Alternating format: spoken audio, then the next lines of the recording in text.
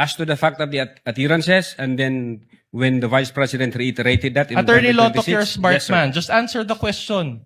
Do you have personal knowledge? You said that as to the other parts, you do not have personal knowledge. But now my question to you is as to the part whether VP Sara talked to that person about BBM and FL and the speaker, do you have personal knowledge or not? Pwede ko pong explain, Your Honor. No, please? just answer the question, yes or no. On page 87 of the Articles of Impeachment, Annex G9, this is timestamp 1-12-43. This is quite a lengthy video, but not as lengthy. But this is our last video, so we beg the court's indulgence. The affidavit of transcription, page 17, also of Agent Park Kalilong, dated December 26, 2024. Are we ready with that video? Your Honor, to save, Counsel for the prosecutors. because I know the counsel will ask the same question. So to save time, Your Honor, please, since the Your counsel... Honor, what is wait, the wait, wait. objection? I'm not yet done. I'm not yet done. Kindly let the counsel for the prosecutor finish. Relax. Now, Your Honor, if the same line of question will be asked, okay. Your the Honor, wait, I'm not yet cannot done. he cannot I'm not preempt, yet Your done. Honor. I'm not yet done. The prosecution is willing to stipulate that, yes, the Vice President uttered that statement as to the fact of her uttering the statement. We have a different question, Your Honor, just to satisfy his query. All right. So I guess the objection is withdrawn, or the manifestation is withdrawn, and counsel for respondent may proceed Play the with video, the please. showing of the playing of the video. At ng kainin ko, buffet. Kain dito sa House of Representatives. Alak. Lahat. Lahat ng juice, lahat ng mamahaling wine.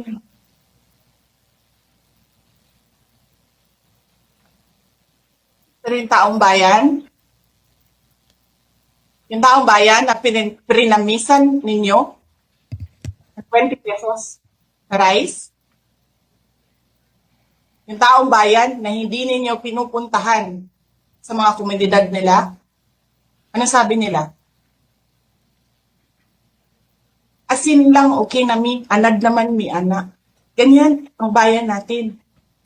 Okay na lang kami sa asin. Saan ka nakahanap ng bayan na ang tao, because of their hopelessness, because there is no functioning government, umukay na lang sa asin.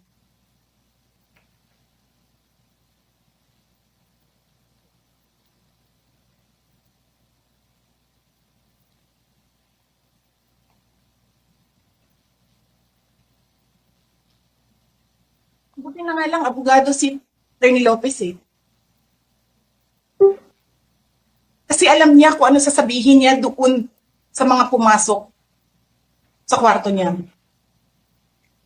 Na take note, nagnakaw pa ng cellphone. Saan ka nakahanap? Papasok ka, nanakawin mo yung cellphone, dadalhin mo pa yung tao.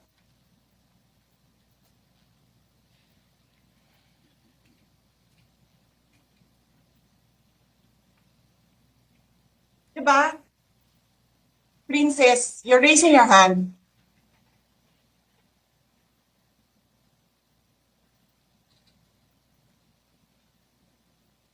Hello? Naririnig po ba ako, Princess Maui? Yes. Oh, thank you. Good morning po, Madam Vice President. Thank you so much nga po pala sa dala niyong hopya nung hearing na pumunta kayo for PRRD. Kami yung nasa likod niyo po, yung tinawag nilang bastos kasi pumalak pa kami because of Congresswoman Cardema. Yan. Thank you, ma'am. Nakakain kami. Ako po ay natatakot kumain ng pagkain doon baka mamaya. Ma'am, mag-iingat po kayo. Nasa teritoryo kayo ng kalaban. Okay lang Nag-aalala po kami para ma'am, kasi sila naman na eh. Sila talaga yung bastos eh. You read Opo, what you okay. saw. Yeah. Mag-iingat po kayo kasi sa dinami-rami po ng inyong mga pasabog ngayong gabi, it seems like marami po talaga kayong alam about them, no? Dahil sa pagkakasama niyo sa kanila during the campaign and during the 2022 elections. Baka po mamaya kasi totoo yung mga naririnig namin or yung, I don't know if it's true, na meron daw silang Operation Romanovs and baka bala kayong ubusin ang inyong pamilya dahil hadlang kayo sa kanilang mga balakin in the future. So mag-iingat po kayo. Kami po kasi kami ng EDSA Friday Group, kami yung bumababa every Friday dyan sa EDSA because we believe yan yung tamang venue sa dinami-rami na ng problema natin. Ang kaya lang naman po namin gawin ay manawagan na bumaba na yan. Ano po kaya ang remedy naman ninyong mga nasa posisyon or ng mga kayang labanan itong napakarami na pong ginagawang korupsyon at krimen laban sa taong bayan? Ano po ang pwede nyo maging remedy para matapos na ito? Lalo't nagsisigaw na po ang taong bayan na mag-people power na. Yes. Huwag kang mag-alala, ma'am, sa security ko. Kasi may kinausap na ako na tao. Sinabi ko sa kanya, kapag pinatay ako, patayin mo si BBM, si Lisa Araneta, at si Martin Romualdez. No joke. No joke. Nagbilin na ako, ma'am. Pag namatay ako, sabi ko, huwag ka tumigil hanggang hindi mo mapatay sila. And then he said yes. So, alam mo, ma'am, yan ang lagi kong sinasabi sa Makabayan Blog nung mayor pa ako. Ang laban, wala dyan sa EDSA, ma'am. Wala dyan sa mga highway. Ang laban, ma'am, nandun sa loob ng palasyo. Yan ang problema. We appreciate yung expression ninyo ng disgust, ng pagkamuhi, ng hopelessness, kasi it reflects kung ano yung nararamdaman ng marami, milyon. Alam ko yan, ma'am, kasi kahit saan ako pumunta, ako ang sinasabihan, binoto namin yan dahil sinabi mo, iboto namin.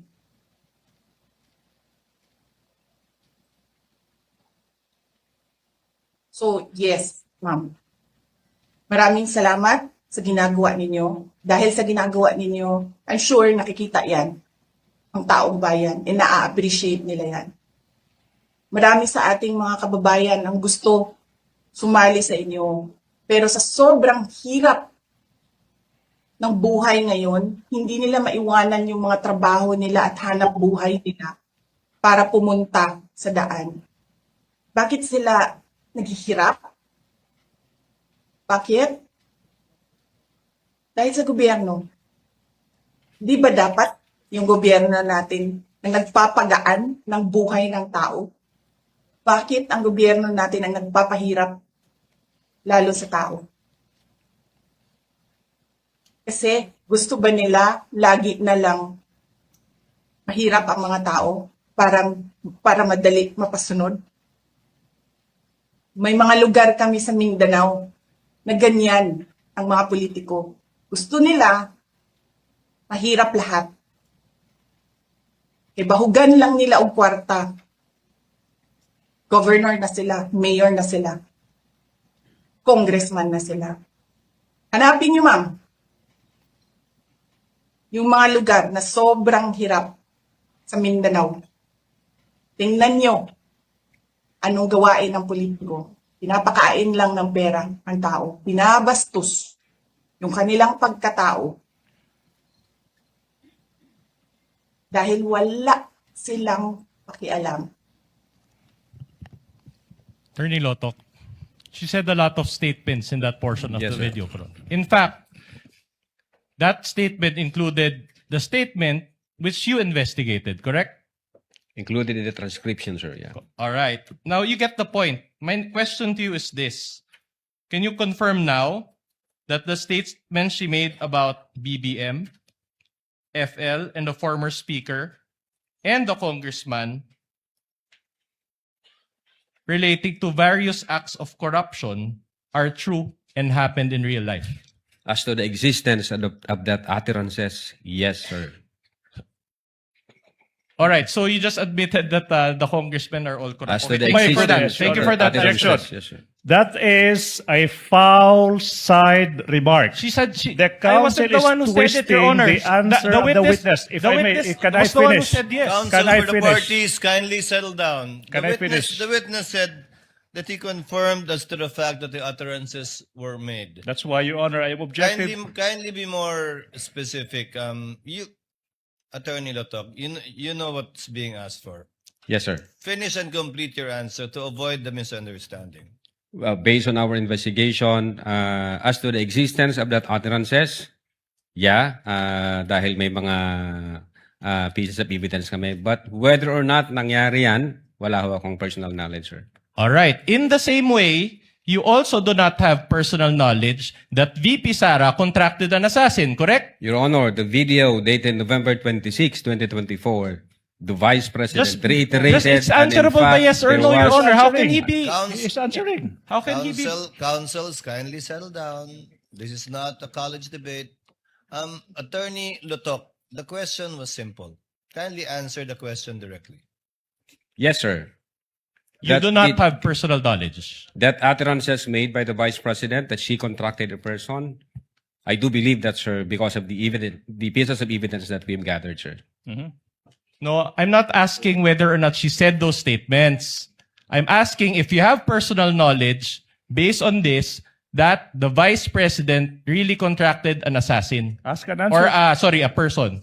Objection. Ask and answer. Second Witness time will around. answer.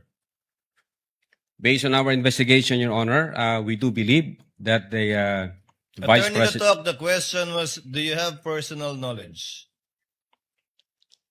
As to the fact of the utterances, and then when the Vice President reiterated that in Attorney November Lotok, you're a 26, smart yes, sir. man. Just answer the question. Do you have personal knowledge? You said that as to the other parts, you do not have personal knowledge. But now my question to you is as to the part whether VP Sara talked to that person about BBM and FL and the speaker, do you have personal knowledge or not? Pwede ko pong explain, Your Honor. No, please? just answer the question, yes or no. Your Honor, I Attorney, think Attorney Lotok, this is not the first time you attended a trial. I'm sure counsel for the prosecutors and redirect will be able to clarify whatever you want to clarify. But in the meantime, answer the question of counsel for the respondent. Yeah. We do believe that the Vice President had contracted, but I don't have personal knowledge. Kung personal knowledge ang gusto niyong malaman. Pero we do believe based on the evidence that we've gathered and based on our investigation. You may Thank you for proceed, that counsel. admission.